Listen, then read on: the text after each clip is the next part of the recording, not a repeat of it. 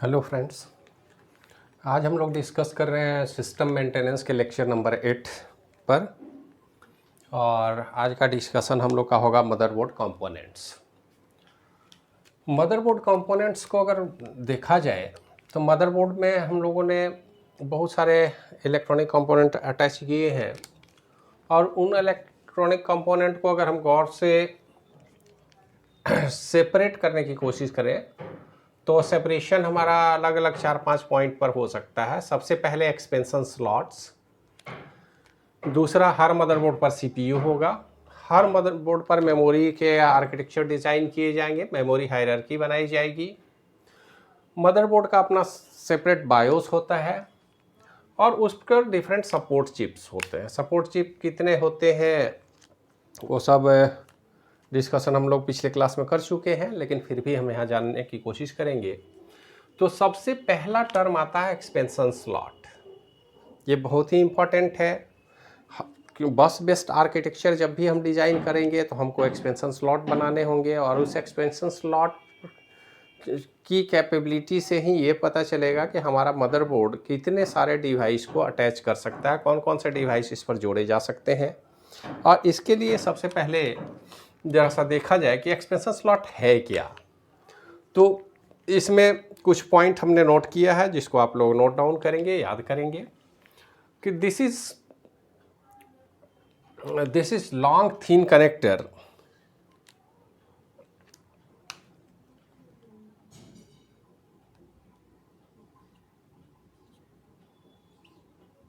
these are long thin connector to the motherboard. Actual में expansion slot में अगर हम डिस्कशन करें तो हमारे पास सीपीयू होगा, सीपीयू के साथ बहुत सारे कनेक्टर होंगे, और ये एक्सपेंशन स्लॉट यहीं पे इस तरह से कनेक्ट किए जाएंगे।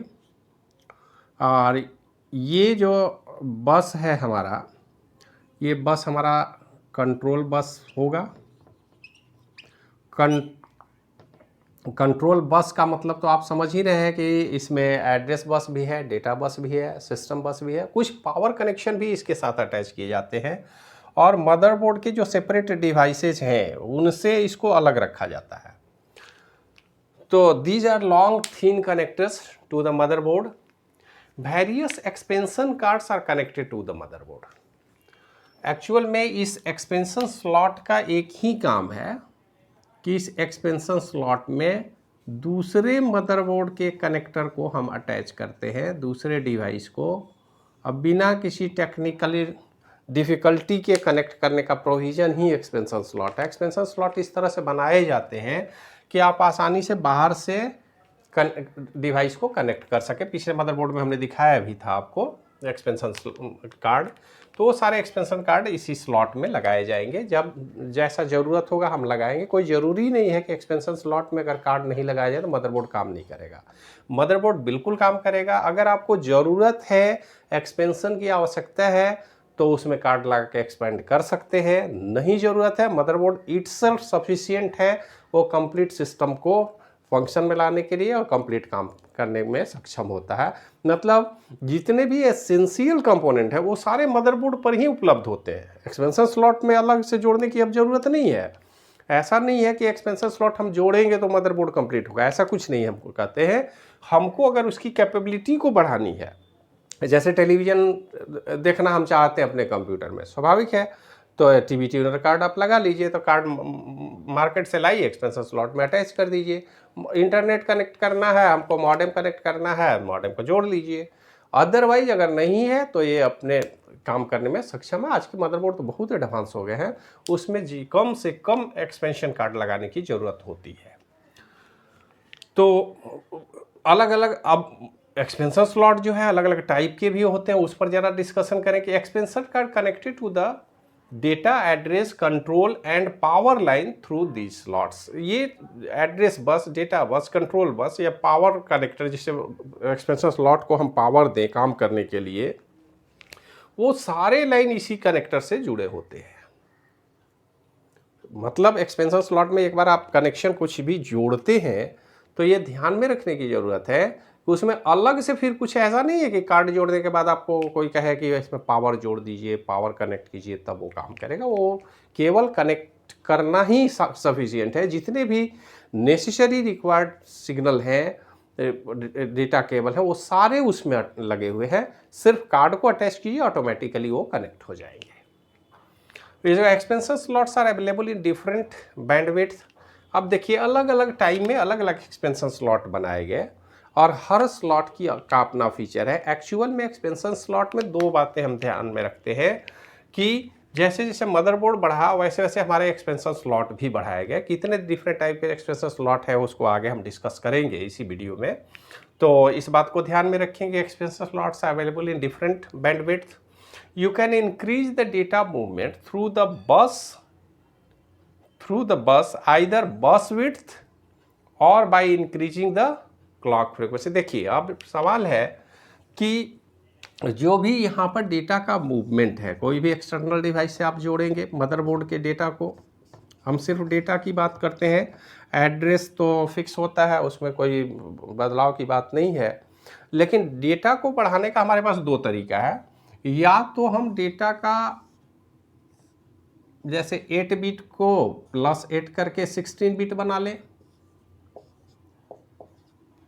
और अगर हम बढ़ाना चाहें तो +16 करके 32 बना लें, या फिर 32 + 32 करके 64।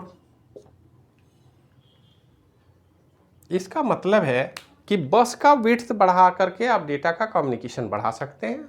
स्वाभाविक है कि अगर ज़्यादा पैरेलल कनेक्शन हम उपलब्ध कराएंगे तो ज़्यादा से ज़्यादा डेटा हम एक ही क्लॉक साइकिल में मूव कर सकते हैं। लेकिन एक और तरीका है, उसके प्रोसेसिंग को आप क्लॉक फ्रिक्वेंसी बढ़ा के भी कर सकते हैं। मतलब पर यूनिट टाइम में ज़्यादा से ज़्यादा डेटा ट्रांसफ़र करके। क्लॉक फ्रिक्वेंसी बढ़ाने का मतलब है कि पर यूनिट टाइम में हम ज़्यादा से ज़्यादा, जिसको हम बैंडविड्थ भी कहते हैं जनरली, कि बैंडविड्थ हमने बढ़ा दिया, तो एक्चुअल में per unit data transfer rate हमने बढ़ा दिया। तो डेटा की स्पीड को बढ़ाने का दो तरीका है, या तो बस के विड्थ को आप बढ़ा दें, ज़्यादा से ज़्यादा डेटा कैरियर सिग्नल आप उसके साथ अटैच करें। लेकिन उसका फिजिकल एक लिमिटेशन है, ऐसा तो हो नहीं सकता कि मदरबोर्ड से बड़ा हम एक्सपेंशन स्लॉट बना दें, मदरबोर्ड से भी छोटा होगा। हम प्रयास करते हैं कम से कम जगह में ज़्यादा से ज़्यादा डेटा केबल को एडजस्ट करने का।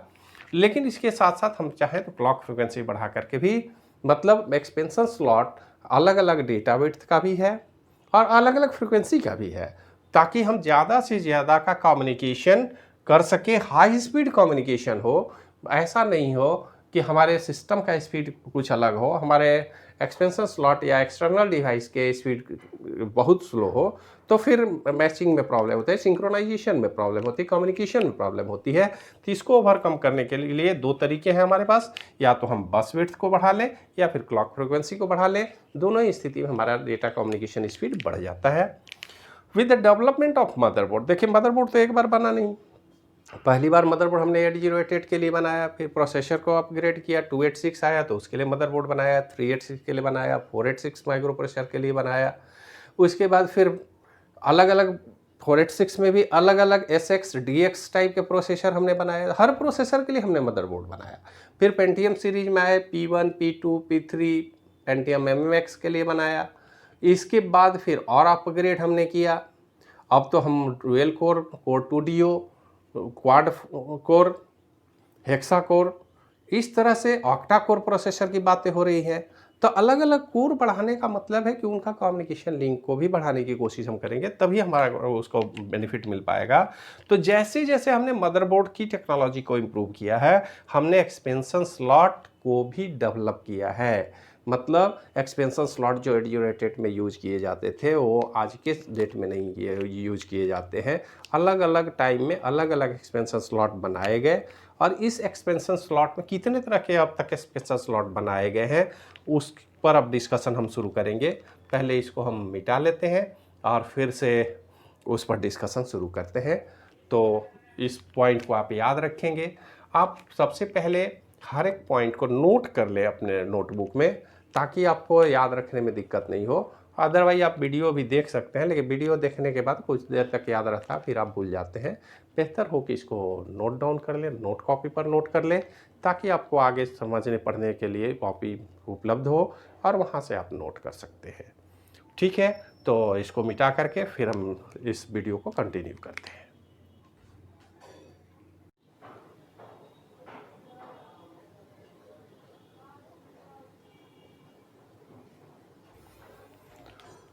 तो डिस्कशन को आगे बढ़ाते हैं।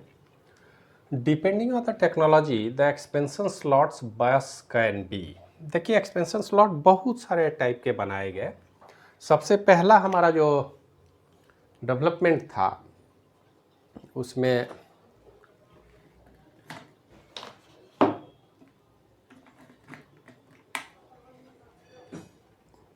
अगर हम बात करें तो सबसे पहला हमारा स्लॉट बना था 8 bit ISA। ISA means industry standard architecture, और ये इंडस्ट्री स्टैंडर्ड आर्किटेक्चर जो था ये दुनिया का पहला आर्किटेक्चर था जो IBM ने बनाया था, और इस IBM आर्किटेक्चर पर ही आज तक हम फॉलो कर रहे हैं। उसी आर्किटेक्चर को थोड़ा अपग्रेड किया है हमने। तो ये दुनिया का सबसे पॉपुलर आर्किटेक्चर है। ये पहले 8 बिट में था, फिर इसी का एक्सटेंशन करके हमने 16 बिट ISA आर्किटेक्चर बनाया। इसमें एड्रेस डेटा कंट्रोल बस को अटैच करते थे, और ये सबसे पावरफुल एक्सपेंशन स्लॉट माना जाता था। बाद के में IBM ने ही, सेम कंपनी ने एक नया आर्किटेक्चर लॉन्च किया, और उस आर्किटेक्चर का नाम हमने रखा माइक्रो चैनल आर्किटेक्चर। अब ये जो ISA के बाद एक्सटेंडेड, आप चाहे इंडस्ट्री स्टैंडर्ड बोले चाहे एक्सटेंडेड ISA, बात तो बराबर है।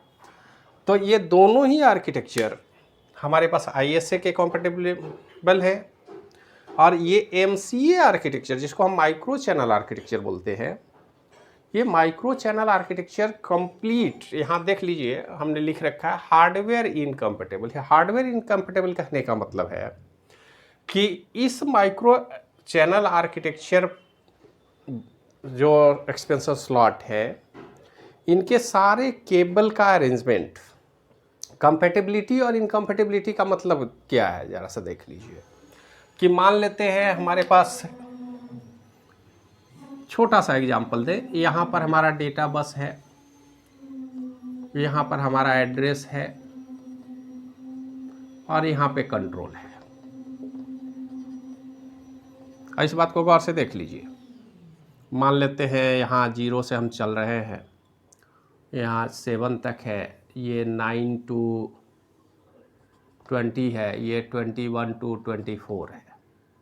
मान लेते हैं इस तरह का एक्सपेंशन स्लॉट हमने बना रखा है, ये ISA है।